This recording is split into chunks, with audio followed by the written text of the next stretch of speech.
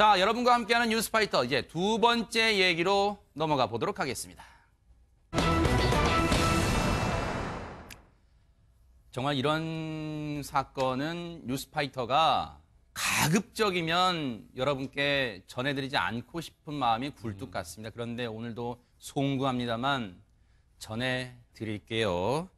혹시 여러분들 그 영화 공공의 적 1편을 보신 분이면 기억이 나실 겁니다. 그 장면에 좀 끔찍합니다만 아들의 흉기에 정말 무참히 쓰러지면서도 아들이 현장에 남긴 엄지 손톱을 직접 삼킨 엄마의 그 순간에도 아들을 위한 마음이 묻어나는 장면이 있는데 하재근 평론가님, 예.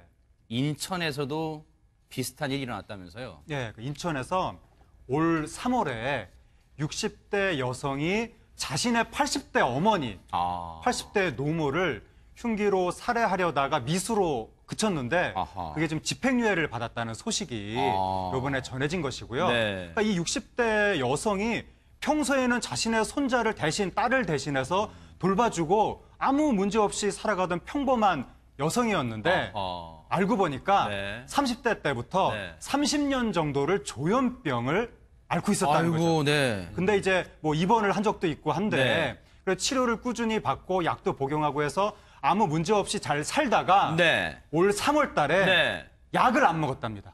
그 조현병 관련 약을요? 조현병 약을. 그래서 한 보름 정도를 안 먹었더니 네. 갑자기 망상 증상이 나타나면서 네. 어머니를 살해하려고 네. 했다는 거죠. 아하. 그러면 최명기 원장님께 안 여쭤볼 수가 없어요. 조현병이라는 게 일단 뭔지 좀 설명을 좀 해주시고요. 이 약을 끊게 되면 이런 증세가 나타나나요? 이제 조현병의 가장 커다란 증세 이제 환청이랑 이제 망상이 되는데요. 망상은 실제 존재하지 않는데 이제 존재한다고 믿게 되는 거예요. 네. 그런데 우리 뇌에는 이제 현실과 환상을 구분하는 현실 검증력이라는 게 있게 되는데 네. 그게 이제 망가지게 되는 게 이제 조현병에 해당되는 거고요. 네. 그렇기 때문에 이 여성의 경우에도 3월부터 약을 중단했으니까 아마 완전히 재발된 상태는 아니었을 거예요. 네. 자극이 없을 때는 이럴 리가 없어 그러다가 의문을 가지는 상태였을 거예요. 네. 근데 이 여성이 테레비를 보다가 갑자기 범행을 저질렀는데요. 네. 테레비를 봤던 아마 테레비의 내용이 네. 본인한테도 일어날 수 있는 일이라는 생각이 들면서 아하. 아마 일시적으로 현실 검증력이 망가졌을 거예요. 네. 그래서 범행을 저지르는 도중에 또 정신이 또 든 거예요. 네. 어머니의 얘기가 들으니까 이쪽 어머니의 얘기는 현실 검증력을 강화시키는 자극이 된 거고 아하. 어머니 목소리는 테레비는 약화시키는 자극이 된 거고. 아하. 네. 네, 그런데 이제 약을 드시면은 잘 이렇게 증상이 없어지는 분들이 있으신데요. 네. 약을 중단하게 되면 재발하게 되는데 네. 이분은 아마 8년 정도 이상은 꾸준히 약을 드셨던 것 같거든요. 아하. 그러니까 또 괜찮으니까 이제 완치되었거니 하고 또 중단해 보게 됐었던 마음도 이해는 가요. 또. 네.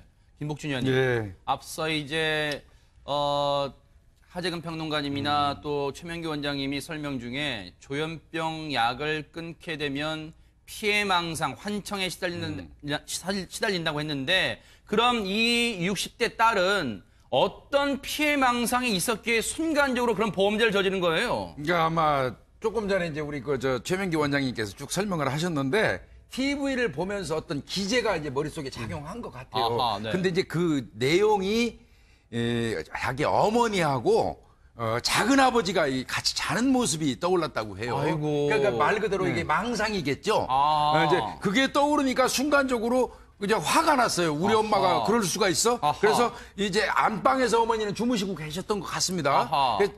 안방으로 뛰어들어가가지고 어머니를 좀 폭행하고 아하. 얼굴 부위를 이제 수차례 좀 때린 것 같아요. 네. 그리고 이제 거실 쪽으로 어머니를 끌고 나오고 그 이후에 이제 흉기를 휘둘렀는데 그때 어머니가 정신 차리고 이제 어머니 입장에서는 딸이 그동안 질환이 있어가지고 약을 먹는다는 사실을 알고 있잖아요. 알았겠죠. 그래서 딸이 본인을 가해하는데도 딸의 지병을 알기 때문에 고의성이 없다는 사실을 알았을 겁니다. 아이고. 그러니까 얘야 너 왜 이러니? 세상에. 엄마한테 너 왜 이러니? 이러니까 아마 이제 퍼뜩 이제 현실 세계로 돌아온 것 같은데 네. 이 어머니 입장에서는 그 순간에도 자신이 다치는 것보다 오히려 아마 그 지병이 발병한 그 딸이 아이고. 더 안타깝고 안쓰러웠을 것 네. 같습니다. 이게 어쩌면 이게 이 세상의 어머니들의 마음일지도 모르겠습니다. 그러니까요. 박준 변호사님 네. 이게 저희가 마치 무슨 영화의 정말 한 장면 보듯해요. 그 순간에도 딸의 어떤 상태가 걱정돼서 얘야, 이 정말 그 흉계 이 공격을 당하면서도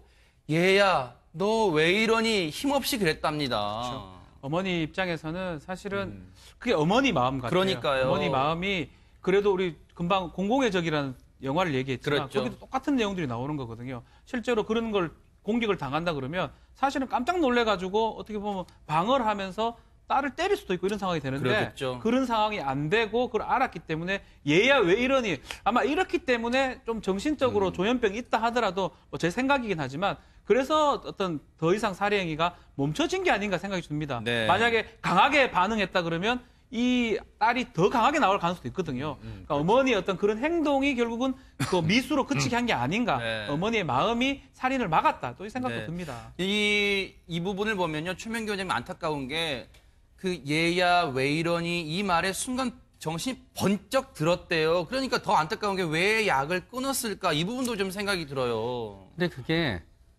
옆에서 볼 땐 참 이해가 안 가는데요. 본인의 입장에서는 약을 한 10년 이상 이렇게 먹었는데 아무런 증상이 없게 되잖아요. 네. 그러면은 내가 완치가 되겠거니라고 생각하는 기대를 안 할래 안 할 수가 없고요. 네. 또 어쩌면은 또 이건 좀 더 자세히 이제 내용을 봐야 되지만 네. 약에 조금 부작용이 있다고 본인이 느껴서 네. 중단하게 되었을 수도 있고요. 아하. 어쩌면은 이제 나이가 들어가다가 보니까 다른 약을 갖다 먹게 되면은 약이 늘어난다는 생각이 또 줄이고 싶어져요.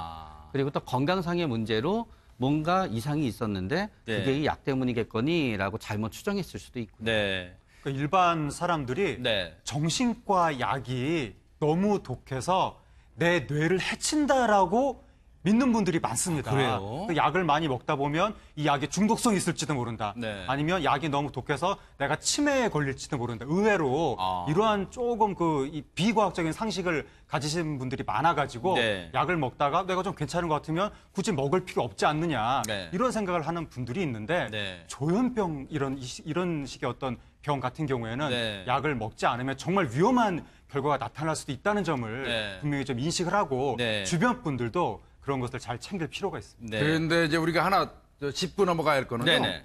이제 우리가 뭐 공교롭게 사건이다 보니까 자꾸 소개를 하는 과정에서 조현병 이야기가 많이 나오는데요. 네. 조현병에 걸렸다 해가지고 그 사람들이 반드시 공격성이 있어가지고 무슨 그 범죄를 저지르는 건 절대 아닙니다. 잠재적 범죄자를 볼 시각은 안 되는 거죠? 예, 퍼센테이지를 내보니까 그렇게 많지가 않아요. 우리 저 원장님 전문가 계시지만 네. 그 경찰청에서 통계를 내보면 조현병에 의해서도 뭐 공격성을 띠는 사람은 진짜 불과 소수더라고요. 그러니까 그 우리가 이걸 일반화 할까봐 좀 걱정이 돼서 네. 좀 말씀드리는 겁니다. 그러니까 그 좋은 지적 같으세요. 왜냐하면 조현병 걸리신 분들이 주변에 이제 아름아름 이제 있으실 네. 거 아니에요. 그런데 그분들이 사회적인 어떤 이런 편견을 가진 시각 그럼요. 때문에 더 네. 마음고생도 많이 하실 것 같아요. 최명기 원장님. 사실은 조현병 환자분들의 범죄율은 일반인보다 낮습니다. 아, 그래요? 왜 낮게 되냐 하면은 증상이 있게 되니까요. 네. 무서우니까 밖에 보통 안 나가세요. 아. 그래서 오히려 조현병 환자분들의 문제는 사회생활을 갖다 안 한다는 게 문제가 되고요. 네. 사회생활을 안 하니까 당연히 범죄율은 낮지요. 근데 아하. 대부분의 분들은 범죄율이 낮은데 네. 일부 사건이 있게 되면은 거기에 조현병을 플러스하게 되면은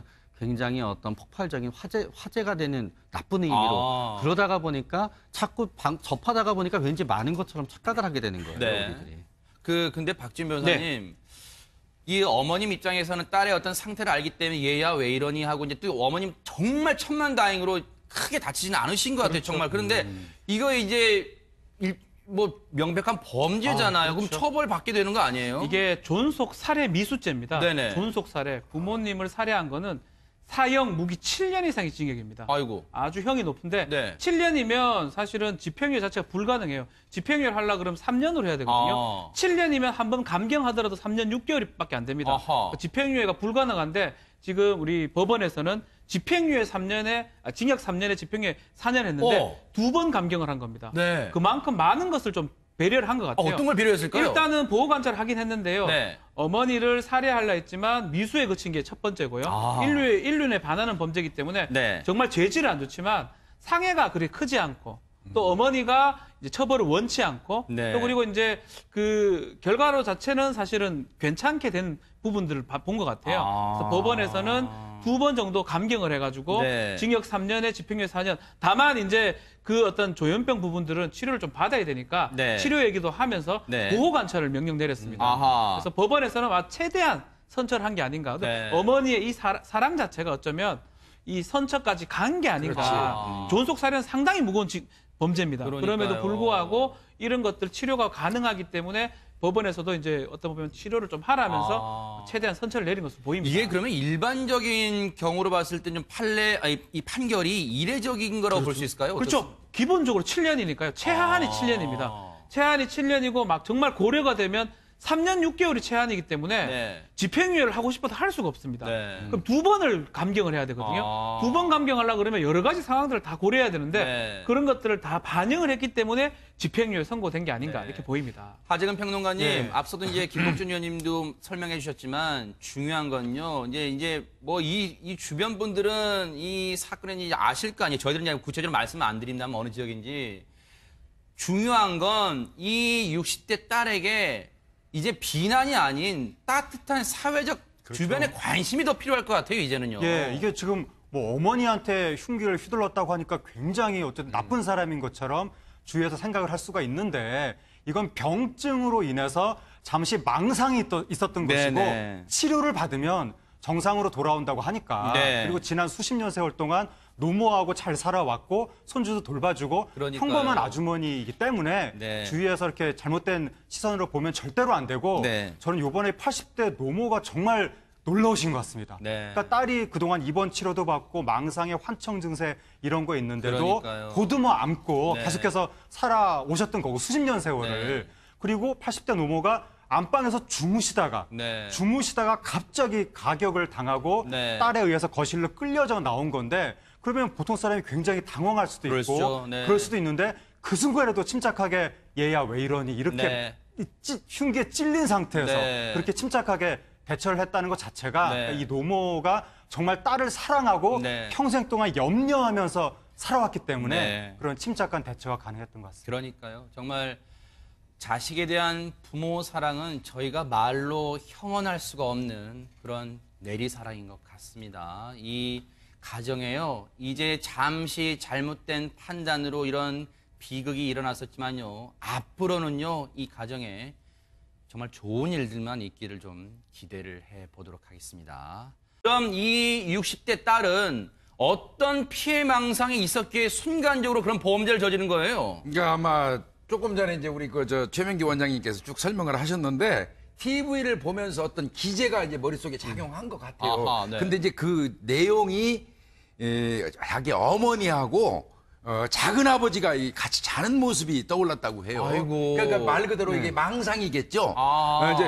그게 떠오르니까 순간적으로 이제 화가 났어요. 우리 아하. 엄마가 그럴 수가 있어? 아하. 그래서 이제 안방에서 어머니는 주무시고 계셨던 것 같습니다. 아하. 그래서, 안방으로 뛰어들어가 가지고 어머니를 좀 폭행하고 아하. 얼굴 부위를 이제 수차례 좀 때린 것 같아요. 네. 그리고 이제 거실 쪽으로 어머니를 끌고 나오고 그 이후에 이제 흉기를 휘둘렀는데 그때 어머니가 정신 차리고 이제 어머니 입장에서는 딸이 그동안 질환이 있어가지고 약을 먹는다는 사실을 알고 있잖아요. 알았겠죠. 그래서 딸이 본인을 가해하는데도 딸의 지병을 알기 때문에 고의성이 없다는 사실을 알았을 겁니다. 아이고. 그러니까 얘야 너 왜 이러니? 세상에. 엄마한테 너 왜 이러니? 이러니까 아마 이제 퍼뜩 이제 현실 자, 여러분과 함께하는 뉴스파이터 이제 두 번째 얘기로 넘어가 보도록 하겠습니다. 정말 이런 사건은 뉴스파이터가 가급적이면 여러분께 전해드리지 않고 싶은 마음이 굴뚝 같습니다. 그런데 오늘도 송구합니다만 전해드릴게요.